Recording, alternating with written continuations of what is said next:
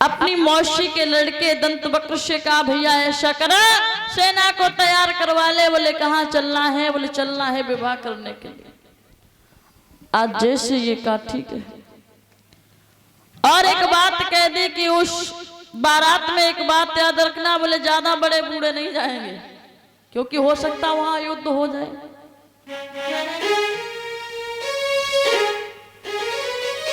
और जो शिशुपाल की प्रवृत्ति के समान आज भी जो भैया लोग हैं ना, कभी कभी देखा होगा उनका भी एक नियम रहता है, बारात जाए तो पहले ही कह देते अगर कोई बुजुर्ग जा रहे हो, बोले तुम क्या करोगे जाके बिना मतलब में, बुढ़ापे में घर रहो। लेकिन एक बात याद रखना, इन बड़े बूढ़ों के बिना काम भी नहीं चलता है, क्योंकि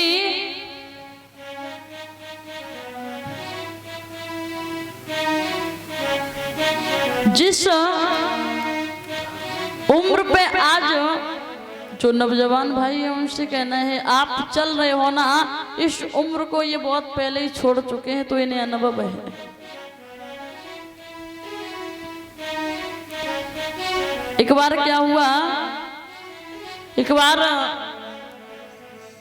एक भैया रहे तो उनकी लव मैरिज की शादी रहे। उन भैया की लव मैरिज की शादी रहे, मतलब मन पसंद की शादी रहे। तो जो लड़की वाला रहे वो विवाह करना नहीं चाहता था, और लड़की और लड़का दोनों विवाह करना चाहते थे। तो जब विवाह के लिए ज्यादा कहा गया तो जो बिटिया का बाप रहे उसने एक बात कह दी उस लड़के से, बोले विवाह तो हम कर देंगे लेकिन एक बात याद रखना। बोले क्या? बोले बारात लेकर के आना, उस बारात में एक भी बुजुर्ग नहीं आना चाहिए।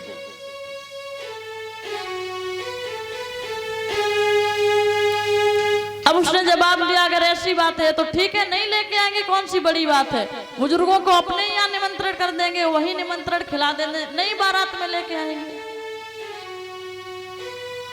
अब बड़े प्रेम से, बड़ा हर्षोल्लास से, बड़ी हंसी खुशी है कि हमारी बारात जाएगी। वो बारात जब उसकी तैयार हुई, जब वो दूल्हा बन करके चलने लगा तो कुछ बड़े बूढ़े रहे वो भी गाड़ी में बैठने लगे।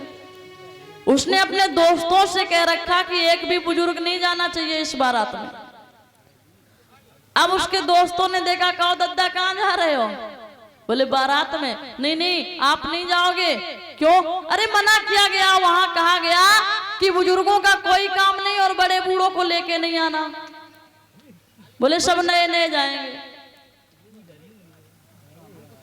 तो और तो बड़े बूढ़े मान गए, लेकिन जो लड़का का नाना रहे, नाना बोला नाना कोई जाए चाहे ना जाए पर हम जरूर जाएंगे।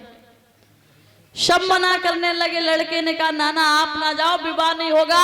नाना बोले विवाह हो चाहे बिल्कुल ना हो, पर हम बारात में जरूर जाएंगे। तो बुलेरो की पीछे वाली डिग्गी में बैठा लिया नाना को।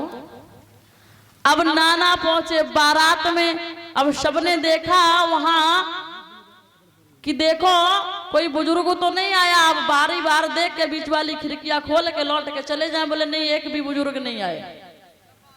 नाना उतरे भी नहीं, चुपचाप भी डिग्गी में ही डरे रहे। अब हुआ ये कि थोड़ी देर बाद नाना ने देखा कि वो सारी गाड़ियां वापस की जा रही हैं। नाना ने पूछा धीरे से, कहो कहां चल रहे हो? बोले घर चल रहे हैं। क्यों नहीं होगा विवाह? बोले काहे को नहीं होगा? तो जवाब दिया कि बिटिया के बाप ने एक शर्त रख दी। बिटिया के बाप ने शर्त ये रखी कि जो हमारे यहाँ ये नदी बह रही है ना, बोले हाँ, इस नदी का पानी खाली करवाओ और शुद्ध दूध इसमें बहा दो, हम विवाह कर देंगे।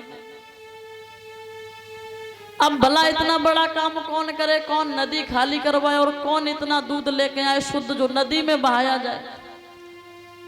नाना के पास जब ये बात पहुंची, नाना ने कहा बस इसीलिए बारात लिए जा रहे हो? बोले हाँ हाँ। नाना ने कहा देखो एक बात सुनो, तुम बारात ऐसे बिना शादी किए बिना बहू के वापस ना ले चलो। बोले फिर? बोले तुम जाओ और लड़की के पिता से ये कह देना कि सारा काम हमारा नहीं और सारा काम हम नहीं कर पाएंगे। फिर कह देना दूध का इंतजाम मैंने कर लिया है, तुम नदी का पानी खाली करवा दो। अब एक गया वहां से जवाब दिया कि शादी तो होगी ही। बिटिया के पिता ने कहा हमने जो शर्त रखी वो, तो जवाब दिया सारा काम हम ही थोड़ी करेंगे। बोले फिर ऐसा करो आप नदी का पानी खाली करवा दो और दूध का इंतजाम हमने करवा लिया है, दूध शुद्ध हम बाद में इस नदी में बहा देंगे। उस बिटिया के बाप ने कहा ईमानदारी से बताना कोई बुजुर्ग आया? तब तक नाना उतर के आए। बोले हाँ आए तो हैं, हम ही हैं। तब उन सबने कहा नाना अगर आप नहीं आते ना तो ये विवाह नहीं होता और बिना बहू के बारात वापस जाती। तो इसलिए भाइयों याद रखना, बारात में जाओ तो बड़े बूढ़ों को साथ में जरूर लेके जाना, क्योंकि जो जीवन तुम व्यतीत कर रहे हो ये बहुत पहले उसको छोड़ चुके हैं, तो इन्हें सारा अनुभव है कहाँ क्या सही है और क्या गलत है।